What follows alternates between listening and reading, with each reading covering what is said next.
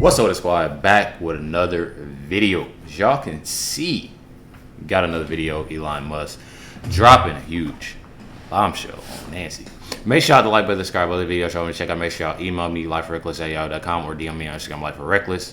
Make sure y'all stay tuned for the next video. It's a Q&A. Y'all know, got some subscribers slash, I don't like saying fans, but a lot of people do. I don't like saying it. But anyways, got some questions, and I got answers. So make sure y'all stay tuned for that video. Definitely appreciate everybody tuning in, watching this reaction. Let's get in the video. In a surprising turn of events, Elon Musk, the enigmatic tech magnate and SpaceX pioneer, has just dropped a massive bombshell on none other than Nancy Pelosi, the powerful Speaker of the House. But what could possibly connect these two powerhouses from entirely different spheres of... My question is, though, why she ain't like retired or nothing yet? I think it's time, I think it's, influence. What a little retire and investigation type. Could this unexpected clash between Silicon Valley and Capitol Hill mean for the future of America and the world at large? What secret information does Elon Musk possess that has the potential to reshape the political landscape? Is this a clash of ideologies, a technological innovation, or something entirely unexpected? Well, stick around until the end because this is a revelation you won't want to miss. So, Paul Pelosi Jr. is the son of House Speaker Nancy Pelosi, and he's got quite an interesting track record. At 52 years old, he's been linked to some pretty shady characters and companies. But here's the twist. Hold on, let's stop there. How old is Nancy Pelosi? So she 83. How old is Joe Biden? So she older than Joe Biden.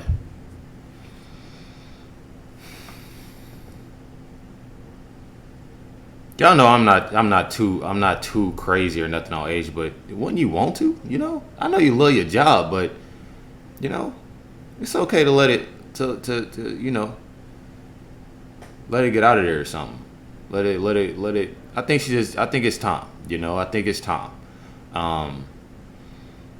For those who still voting for I can't tell y'all what to do, but just think about a lot of things, a lot of factors in this, y'all. But we're back in the video. He's never actually been accused of any wrongdoing himself. Let's dig into the details. Back in February 2007, Pelosi Jr. was appointed as a senior vice president at a company called Fauza, based in Omaha.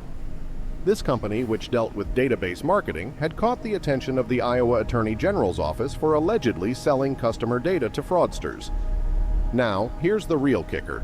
That customer data was supposedly used to scam vulnerable and trusting elderly people. The investigation didn't lead to any arrests, and Pelosi Jr. only joined the company after the investigation had wrapped up. He was making a hefty $180,000 a year there. Next up, we've got Fin Gupta, a big fundraiser for former President Bill Clinton. He was involved with Fauza as well. The Securities and Exchange Commission, also called SEC, started looking into Gupta and his firm in 2007 after he was sued by shareholders. They claimed he'd used company money to fly Bill and Hillary Clinton on private corporate planes. The SEC actually sued Gupta.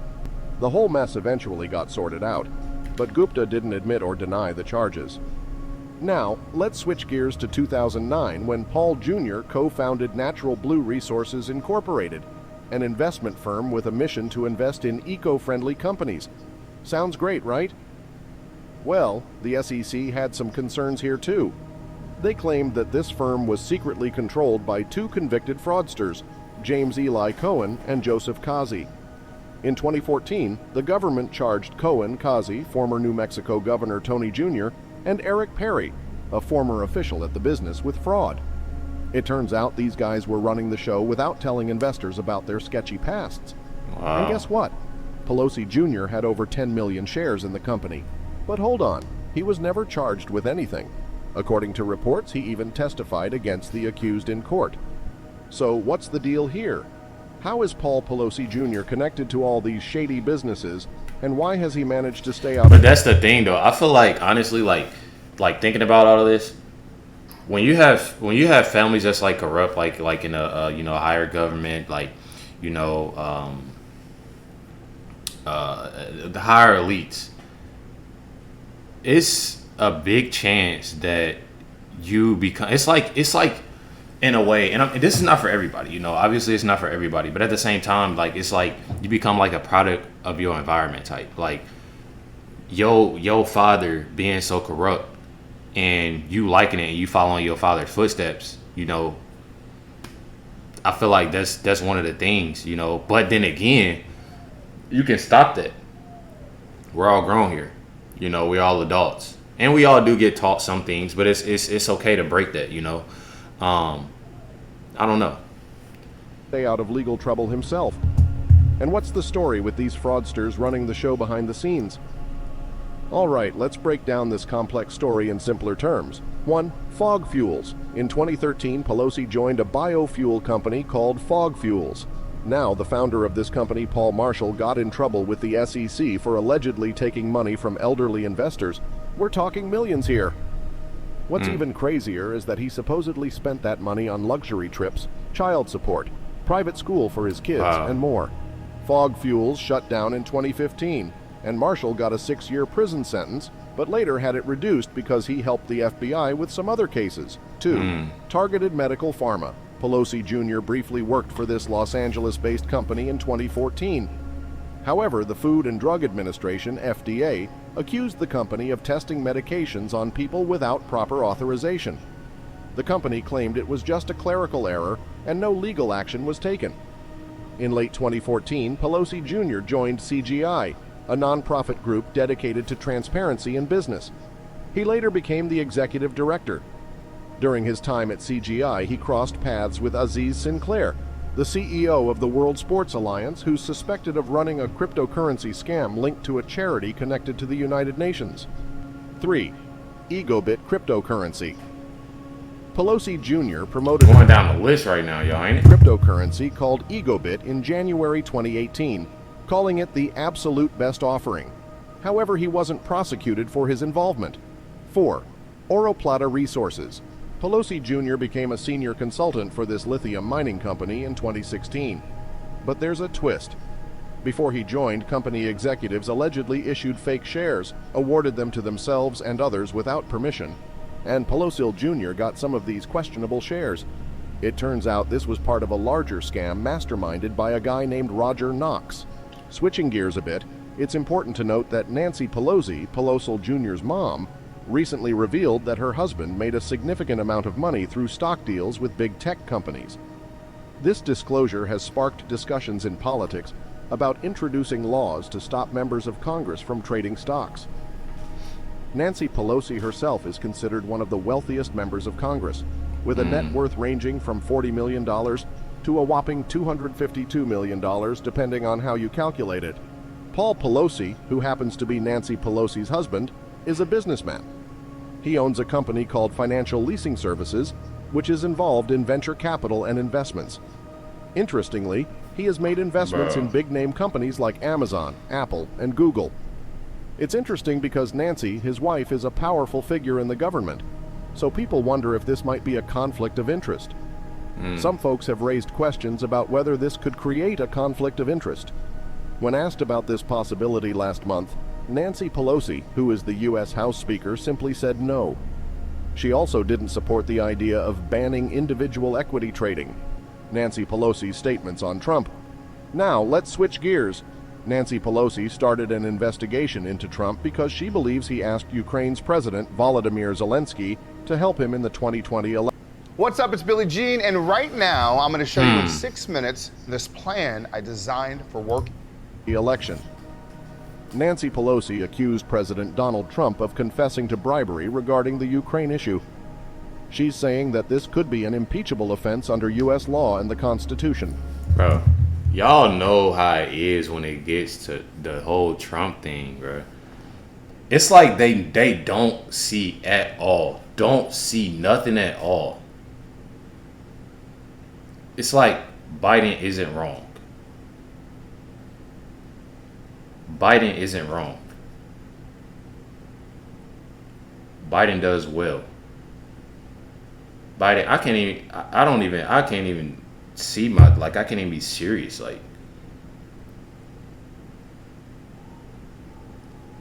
a lot of this is because a lot of people dislike Trump. I mean, I feel like a lot of people, and I'm not even saying so much the supporters or even the American people. Y'all know who I'm talking about. And they're out for it. I feel like it's so many people. It's so many people. Like, you have already the Trump supporters, and then on top of that, you have it's even rappers. The last two rappers, Sexy Red, Waka Flocka, two other rappers that's backing them. And then if you have that's backing them, they're actually starting to wake up, and you haven't, and I'm just necessarily saying, I'm not even saying for, the black community, because it's not only the black community who listens to rap music. I'm going to just say their fan base. Their fan base looking at them like, oh, dang, they backing up Trump. Okay.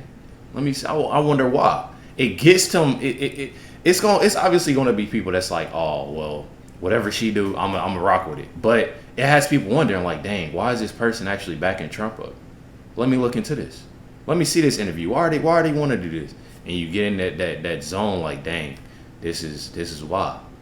And it gets people to actually wake up. Pelosi is the one who kicked off the impeachment inquiry against Trump. This all started on September 24th. The reason behind it is a phone call Trump had with the Ukrainian president, Volodymyr Zelensky, on July 25th. Democrats are using the term bribery or attempted bribery to describe Trump's actions. They are saying that the Trump administration held up $391 million in U.S. aid to Ukraine in exchange for an investigation into Joe Biden, a major Democratic candidate in the 2020 presidential election. They're basically accusing Trump of trying to bribe Ukraine into doing this investigation. Pelosi used the word bribery to describe what Trump allegedly did. She's saying that Trump tried to use military assistance as leverage to get Ukraine to announce an investigation that could benefit him politically. But how you gonna be a snitch about something and want to bring up something, but then you steady doing some crazy corrupt stuff too? That's crazy, bro. President Trump denies any wrongdoing. He's been saying that his phone call with Zelensky was perfect. Adam Schiff, who chairs the House Intelligence Committee, warned that they might find evidence that Trump attempted to bribe Ukraine by withholding a White House meeting or military supplies to benefit his re-election campaign. Interestingly, the impeachment inquiry started in February, but recently U.S. Capitol Police discovered a laptop hidden in a congressional office building, which is adding to the complications for the Democratic Party. In conclusion, the explosive revelations surrounding Elon Musk's Bombshell and its connection to Nancy Pelosi has left us all with more questions than answers. It's a reminder that in the ever-changing world of politics and technology, unexpected twists can happen at any moment. But that's the thing, though. Like, I feel like, honestly, like, and to see this video, the link is in the description box down below. But the simple fact of, like, thinking about this stuff, like, how are you gonna be so, corrupt and family corrupt and this, like, allegedly. I gotta watch myself. I gotta watch myself. How are you gonna be that way? But then it's more so, y'all know they it's just going after that. It's like it's mainly like, you're elementary and you're doing something bad. You're doing it's that student council. I was in student council. Dang, that's crazy. Student council, middle school. You in student council, and you're doing bad things. Bad things. You got everybody. You just bad, doing corrupt things outside of school, in school, just bad. Showing his face. And then you had this leader, this real leader that, probably do something here and there because nobody's perfect, but doing what they need to do. But then you got this person that's just so corrupt, so bad, but still in there, that's just snitching like, oh, they doing this, they doing that, they doing this. It's crazy. It's definitely crazy. And that's how it is. Like, seeing this is the second or third video I've seen of, how things are going with the not only her, but the family, and it's crazy. It's definitely crazy. But then want to go after. I'm pointing at my my little Donald Trump bobblehead, you know. Then want to go after the, you know what I'm saying, Donald Trump. It's crazy. Make sure y'all hit the like button, subscribe, more videos. Make sure y'all DM me on Instagram, LifeWithRecklezz, or email me, LifeWithRecklezz@yahoo.com. Make sure y'all stay tuned for the next video, Q&A video. Y'all can get to know me a little bit more. Catch y'all next one.